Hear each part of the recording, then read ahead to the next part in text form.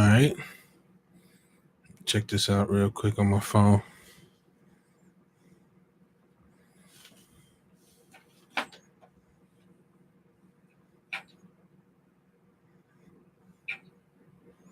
Which one of my microphones is working? Oh, okay, must be this one. Yo. Yeah, okay. Just turn this down. All right, anyway. Shalom, shalom. All honor, glory, and praise go first and foremost to Yahweh Bashim, Yahweh Shai, Bashim Rakakadash. Let me fix this.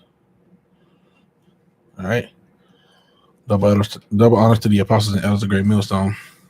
And much love to you brothers out there preaching the truth and sincerity. It's the brother Azariah with the Pittsburgh GMS camp. And I want to go into this topic real quick because lately, situation's been having it where, somebody I know, somebody close to me has been who's been learning this truth, has been being tempted with these spirits of these zealots, the zealous spirit on these demons, man, these other Israelites, allow this zealot spirit to hop on them. And they being over righteous. They're seeking their own righteousness and all these different things, and they're trying to sift people out of the truth and bring them back into whatever it may be. Christianity is a big demon that our people in particular are into. And when you get into this truth, it goes so far against Christianity that they try to say that you're being wicked. They say that you're the one being wicked when they're the one who's being wicked and don't know the real true judgment of the Most High Yahweh Bashim Yahweh Shai. These are scriptures.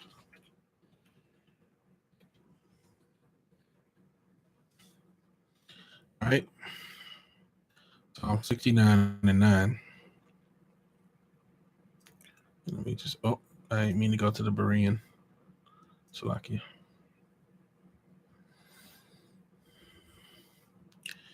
All right, yeah.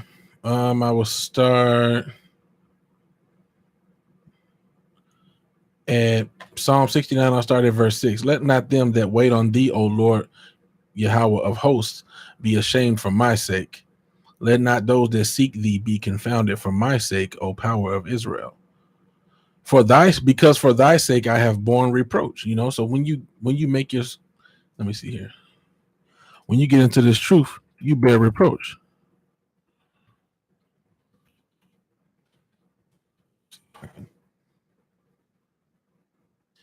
Isaiah 59 and 15.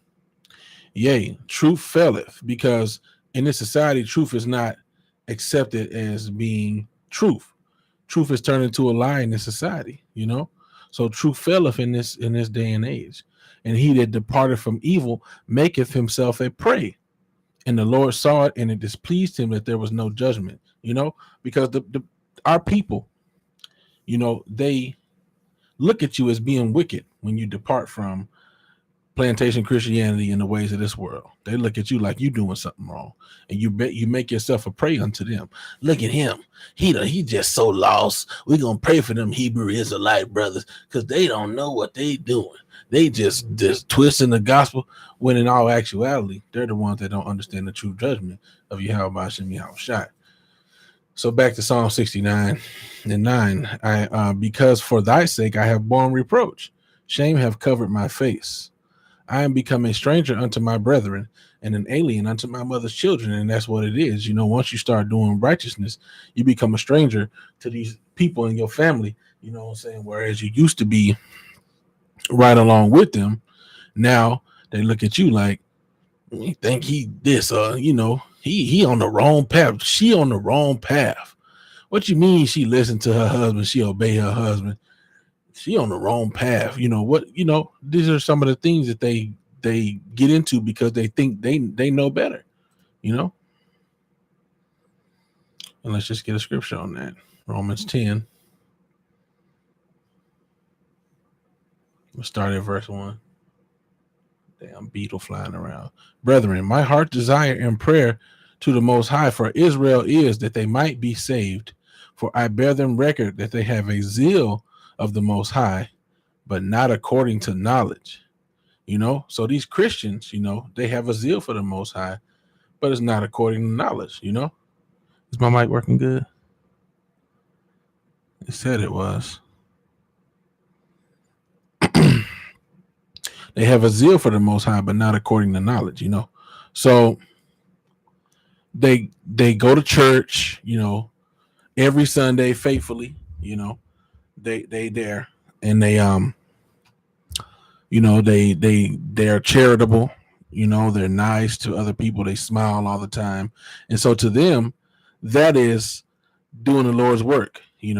I'm nice to everyone I meet. I accept everybody. I love everybody. So to them, that's doing the Most High's work. But they're ignorant of the scriptures. And let's just go to that. For they being ignorant of the Most High's righteousness, which includes death to the heathens, hatred for Esau, righteous judgment for the things they've done to the children of Israel. But they're ignorant of that. For them, in most cases, willingly ignorant, even though they read it. For they being ignorant of the Most High's righteousness and going about to establish their own righteousness, have not submitted themselves unto the righteousness of the Most High. For Hamashiach is the end of the law for righteousness to everyone that believeth, right? So if you believe on the scriptures, if you follow the laws, statutes, and commandments to the best of your ability, then grace kicks in where you fall short. If you're walking after the Spirit, like I went through before, the Spirit is the scriptures. Let's get that.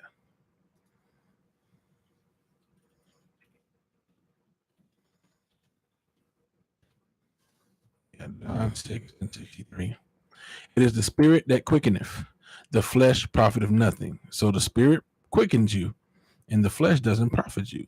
The words that I speak unto you, they are spirit, and they are life. So if John's saying that the words that he's speaking unto us is spirit and life, well, let's see what else John says. Matter of fact, it might be in this chapter, but I could be wrong. No, it's not. Okay.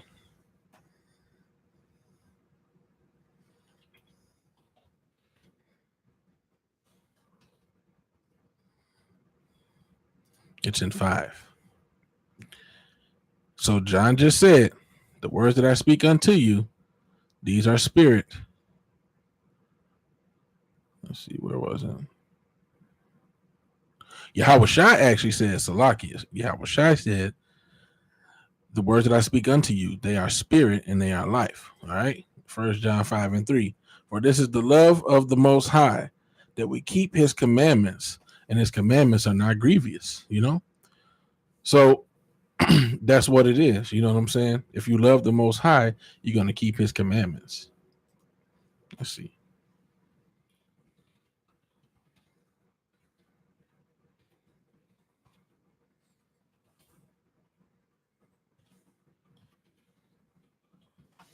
Just get that right here. 1 John 2:4.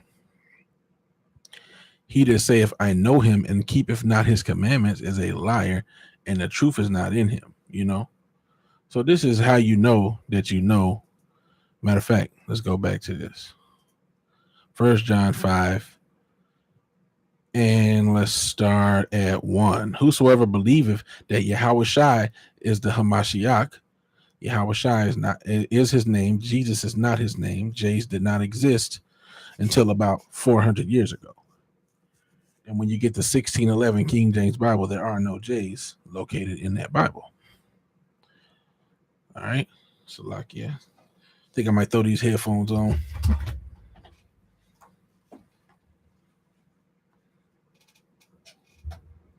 All right. There we go. So whosoever believed that Yahweh Shai is the Hamashiach is born of the Most High. And everyone that loveth him that begat, loveth him also that is begotten of him. So if you love the Most High, then of course you're going to love his child, his children. First and foremost being Yahweh Bashim, Yahweh Shai, and then the elect, the children of Israel, being fellow heirs with Hamashiach, being fellow heirs with Christ, as the world would say. By this we know that we love the children of the Most High, when we love the Most High and keep his commandments. So this is how we know that we love the children of the Most High, when we love the Most High and keep his commandments. So this is John speaking about Yahweh Shai, who the world calls Jesus Christ, and also with the same breath saying, this is how we know that we love the children of the Most High, when we love the Most High and keep his commandments. For this is the love of the Most High, that we keep his commandments. And his commandments are not grievous, So when people look at the commandment and they don't see that it's really for their good, that it's really for them to be disciplined, and it's really a way to get to know what the Most High accepts, then, when you don't see that that's what it is, you're lost. When you don't see that the Most High gave you these ways for you to be perfect, then you're lost, because those ways are not grievous. When you look at it like, oh, that's a grievous burden to bear, then you don't really have any understanding, because the Most High set it up that way. For he wants us to be perfect, just like he is perfect, All right, so lock you. Let me get here. When we love the Most High and keep his commandments. All right. For this is the love of the Most High, that we keep his commandments, and his commandments are not grievous. So that's a part of the Most High's righteousness, Brethren, my heart's desire and prayer to the Most High for Israel is that they might be saved. For I bear them record that they have a zeal of the Most High, but not according to knowledge, And so the point is, there are people out here who seek their own righteousness because they're ignorant. For they, being ignorant of the Most High's righteousness, go about to establish their own righteousness, and have not submitted themselves unto the righteousness of the Most High. So let's see what's a part of the righteousness of the Most High.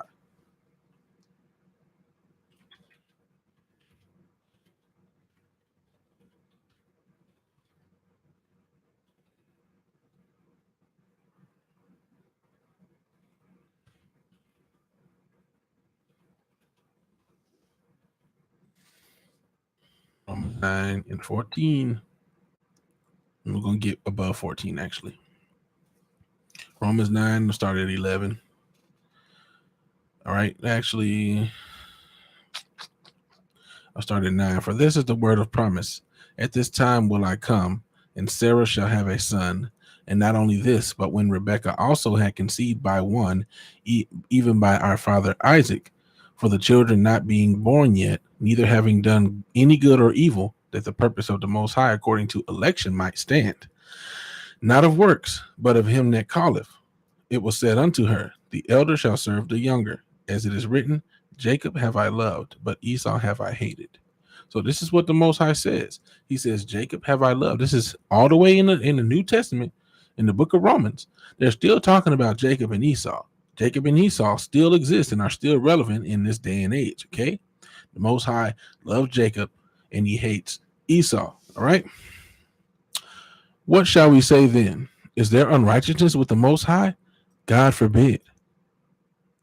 For he saith to Moses, I will have mercy on whom I will have mercy, and I will have compassion on whom I will have compassion. So then, it is not of him that willeth, nor of him that runneth, but of the Most High that showeth mercy. For the scripture saith unto Pharaoh, even for the same purpose have I raised thee up, that I might show my power in thee. My bad if I'm popping with the P's. For scripture saith unto Pharaoh, even for this same purpose have I raised thee up, that I might show my power in thee, that my name might be declared throughout the earth. Therefore he have mercy on whom he will have mercy, and whom he will he hardeneth. So that's the point. What thou wilt say then unto me, why doth he yet find fault? So, some people will say, well, how he going to get mad at Esau for being the wicked? How he going to punish Esau for doing what he was created to do? For who hath resisted his will? That's the point. Who can resist the will of the Most High? Nay, but, O man, Who art thou that repliest against Yahweh? Shall the thing formed say unto him that formed it, why hast thou made me thus? You know? So how you gonna look at you a piece of you a clay pot? Let's say somebody made a pot out of clay to be used in the bathroom. You know, it's gonna be a restroom pot. How the pot after it's done being formed gonna turn back and look at the person that formed it and say, "Why you make me a doo doo pot? I didn't want to get doo doo then. That ain't up to the pot. Now is it? That's not up to that pot. You know." So let's look at it again. Nay, but oh man, you just a man. Who art thou that replies against the Most High? How you gonna ask the Most High why he did what he did? Why he make Esau to be destroyed? No, I don't think that's right. I want to save Esau. Now we're going back around to them that being ignorant of the Most High's righteousness and going about to establish their own righteousness. You think your righteousness is above the Most High's righteousness? You know, who art thou that replies against the Most High? Shall a thing formed say to him that formed it, why hast thou made me thus? Have not the potter power over the clay of the same lump to make one vessel to unto honor and another unto dishonor? So like you. So he can make you whatever he want to make you. You know? From the beginning, he chose that I'm gonna make this spirit an Israelite, I'm gonna make this spirit a heathen. You know, that's what he has decided to do.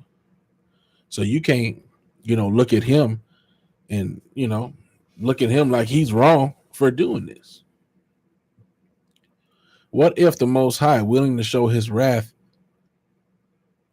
and to make his power known, endured with much long suffering the vessels of wrath fitted to destruction? You know, and that's what he's doing right now. He's enduring Esau for long. He has long suffering towards Esau right now. But they were made for destruction. And that's what's coming to him.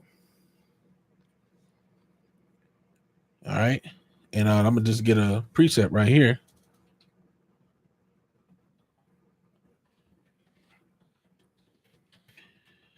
Because the Most High, the same thing he did with Pharaoh is the same thing he's doing with Esau in these days.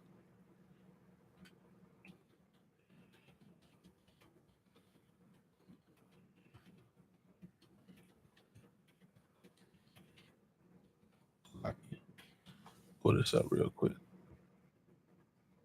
Jeremiah 23:7. Therefore, behold, the days come, saith the Lord, that they shall no more say, the Lord liveth, which brought up the children out of the land of Egypt. So like it. Let me make sure. But the Lord liveth, which brought up and which led the seed of the house of Israel out of the north country, and from all countries whither I had driven them, and they shall dwell in their own land. So if we're not going to be talking about the exodus from the land of Egypt, but we're going to be talking about an exodus from a northern country, don't you think it would have to be along the same lines? Matter of fact, let's see.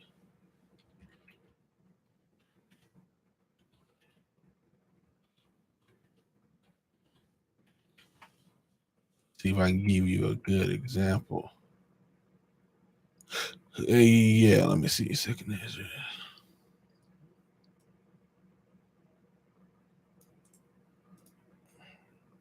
So let me get the direct scripture. Second Ezra 13.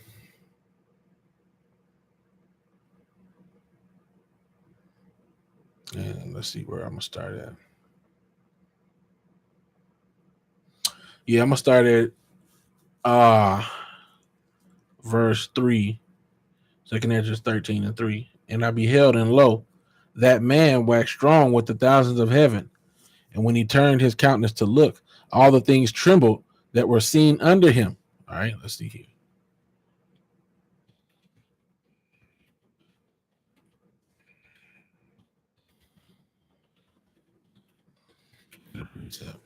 Real quick.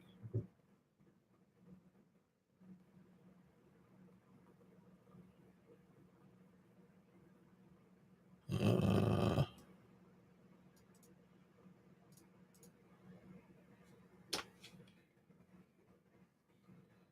second.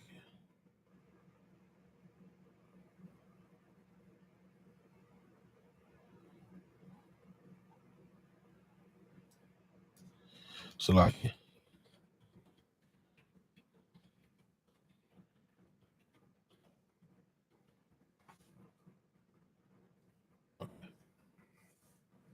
Revelation 1:7. Um, Behold, he cometh with clouds, and every eye shall see him, and they also which pierced him. We know this is talking about Yahweh Shai, who the world calls Jesus Christ. And all kindreds of the earth shall wail because of him. Even so, Amen. You know?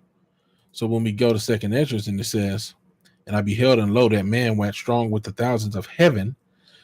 He was in the heavens with thousands and thousands of angels. And when he turned his countenance to look, all things trembled which were seen under him. This is talking about who the world called Jesus Christ. And whensoever the voice went out of his mouth, all they burned that heard his voice, like as the earth felleth when it filleth the fire, you know? And that's when he come back with that chariot fire. And after this, I beheld, and lo, there was gathered together a multitude of men out of number from the four winds of the heaven to subdue the man that came out of the sea. And I beheld, and lo, he had graved himself a great mountain and flew upon it. See, coming with clouds, right? That's talking about the chariots of heaven, you know. But I would have seen the region or place where out the hill was graven, and I could not. And after this I beheld, and lo, all they which were gathered together to subdue him were sore afraid, and yet durst fight, you know. So that's like here in Romans, where he that's well, the reason I got that example, Salaki, is because when it talks about Pharaoh, you know, he hardened Pharaoh's heart. He made Pharaoh to come against him. You know, when Pharaoh was about to give up, the Most High hardened his heart. You know.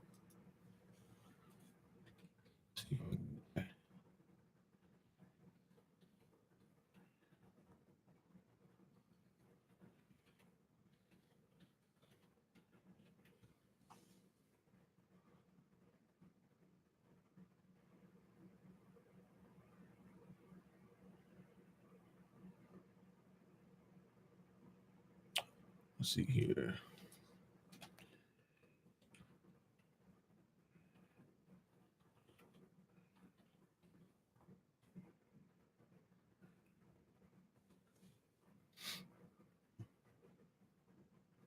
Exodus 7.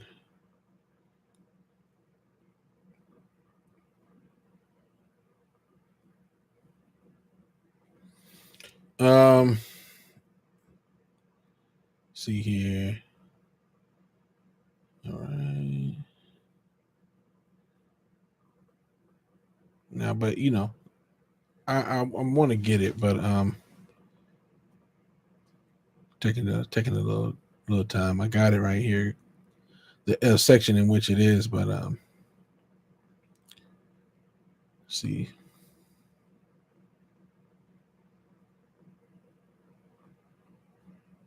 The point is, there came a point in time where the plagues went out, and Pharaoh was thinking like, "Oh man, you know, I'm gonna probably give up." But the Most High hardened his heart, you know, so that he could show his power. You know, it tells you in Romans, and he's doing the same thing with these Edomites in this day and age, so that he can show his power. You know, because like it says in Esdras,